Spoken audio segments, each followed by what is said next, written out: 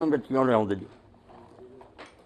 ਮੌਲਾਨਾ ਸਾਹਿਬ ਮੇਰਾ ਇੱਕ ਸਵਾਲ ਹੈ ਜਿਹੜਾ ਕਿਹਾ ਜਾਂਦਾ ਕਿ ਖਾਣ ਪੀਣ ਵਾਲੀਆਂ ਚੀਜ਼ਾਂ ਨੂੰ ਜ਼ਖੀਰਾ ਕਰਨਾ ਇਸ ਨਜ਼ਰੀਏ ਨਾਲ ਕਿ ਮਹਿੰਗੀਆਂ ਹੋਣ ਤੇ ਵੇਚਣਾ ਜੀ ਇਹਦੇ 'ਚ ਇੱਕ ਬੰਦੇ ਨੂੰ ਮੈਂ ਗੱਲ ਕੀਤੀ, ਉਹ ਕਹਿੰਦਾ ਜੀ ਆਲੂ ਜਿਹੜੇ ਆ ਇਹ ਸਟੋਰ 'ਚ ਤਾਂ ਬਗੈਰ ਰਹਿ ਨਹੀਂ ਸਕਦੇ ਤੇ ਉਹ ਦੁਕਾਨਦਾਰ ਨੇ ਵੀ ਸਟੋਰ 'ਚ ਰੱਖਣੇ, ਜੇ ਮੈਂ ਰੱਖ ਲਿਆ ਤਾਂ ਕੀ ਹੋਇਆ? ਇਹਦੇ ਬਾਰੇ 'ਚ ਕੋਈ ਥੋੜਾ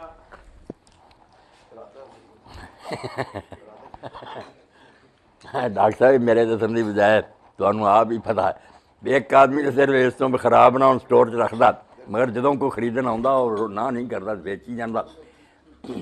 मसनूई महंगाई नहीं पैदा करते, फिर कोई डर नहीं जेदा ये इरादा भी नहीं लोगों को मिले ना तो भुखे मरना रेट बढ़े ये फिर बरकत तो कोई ना हो। लानत वाली गल है कि मखलूके खुदा नहीं ਇਹਦਾ ਐਂਡ कोई नहीं, मगर ये एक पुलिया जो आपने समझाता ना कई होंगे चीज़ा भी वो मैथेमैटिक्स नहीं समझाई जाए। गुड़ दसता आपने कि उन्ना चर कोई शख्स मोमिन नहीं होंदा जब तक वो अपने भरा लिए वो पसंद ना करे जो अपने नहीं। क्यों डॉक्टर साहब इस तो बाद कोई कसर रह गई? ये दुकानदार बैठा सोचे तो जे मैं इस गाहक की जगह होंदा तो मैनू किन्ने सही नज़र आनी है।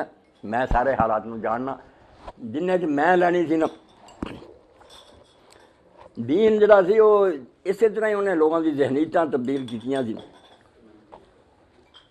रसूल करीम अलैहि सलाम हाफिज़ खुतबा दे रहे थे, खुतबे के दौरान ही आपने ऐलान किया कि हुणे मस्जिद एक शख्स दाखिल होने वाला जिहदी पेशानी ते बादशाह दा नूर चमकदा, यानी वो शहजादा पिछले खानदान से हज़रत जरीर आ गया यमन चो।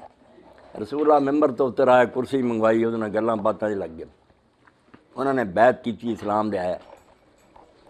उस बैत जरा उन्होंने इकरार की ना सिर्फ 3 सी, नमाज बाकायदगी अदा करनी है, ज़कात देनी है और हर मुसलमान की खैर खाई करनी, खोट नहीं होना चाहिए। एक वक्त आया डॉक्टर साहब भी उन्हों का गुलाम जंगल च फिरदा सी, एक बद्दू मिलिया। बद्दू को घोड़ा सी, उन्हें आख्या यार तू घोड़ा बेचना? आखना हाँ। कह लगा किन्ने का? मुक गई गल 200। वो कहेंगा चल मेरे मालिक को तो 200 रुपया तेन दवावां से घोड़ा दे। हुण नाकाबिले यकीन बात है भी जदों हज़रत जरीर को लैके आया तो दसिया भी 200 का घोड़ा। आपने फरमाया नहीं तेरा घोड़ा इन्ने का नहीं। उन्हें यदा मतलब यही समझे भी समझे महंगा। वो कहने लगा जी होर कुछ 10 घट करो। फरमाया नहीं तेरा घोड़ा जरा कीमती 400 नहीं 600 नहीं 800। जिस आपने समझा हाँ हूँ ठीक है 800 लै घोड़ा। तो लोगों ने पूछा भी उल्टी गंगा कारोबार से लोग थले नूं लियाउंदे। पर मैं यार जरा रसूला के हाथ चा दिता आख्या यार मुसलमान की खैर खाई मैं वह बेड़ा गर्क कर लेंदा, एक घोड़े बदले अपना ईमान खराब कर लेंगा। ये वो शायद ही जी दीन चाहता भी इनू पैदा करो जरा तो जाते ना कानून फलां ज़ाब्ते कुछ नहीं कर सकते, ना इंसानों जकर सकते बड़े मक्का। हाँ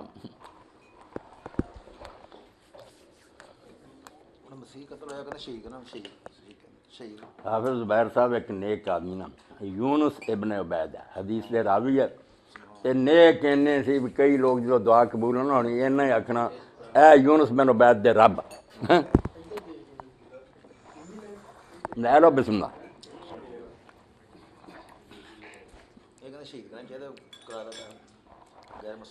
यूनुस बिन उबैद चीमा साहब मस्जिद नमाज पढ़न गए, भतीजा दुकान से कपड़े की दुकान नमाज पढ़ के आए तो वेख्या बेकार देहाती ना कपड़ा फड़ी जाता इन्हें पहचाने दुकान का पूछा किन्ने का? उन्हें दसिया। आपने आख्या मुड़ना गए तो भतीजे ने आख्या भी ना मुरादा तू मेरी सारी उम्र की लेकी बर्बाद कर लगा, तेनों नहीं पता भी असं इन्हें कपड़ा नहीं बेचते, तू क्यों महंगा दिता? वो आंगा ये भी खुश है, बद्दू भी आखे जी खुश है साढ़े तरफ है। आपने कहा यार तेरे खुश होने की करना, मैं जो समझदा मैं इन्ने च नहीं सी लेना, क्यों मैं तेनों दे के अपनी बात जाए कर। हुण बच्चे वाली गल दीन दुनिया कर लै जुदे नहीं ए जिन्ने जो उधर बैठे आज़ाद कबायर हाजी अब्दुल जब्बार खान फलाने तेरी कार साढ़े को साढ़े अपने बच्चे ना आ जाओ कार दईए 2 लाख दे दो।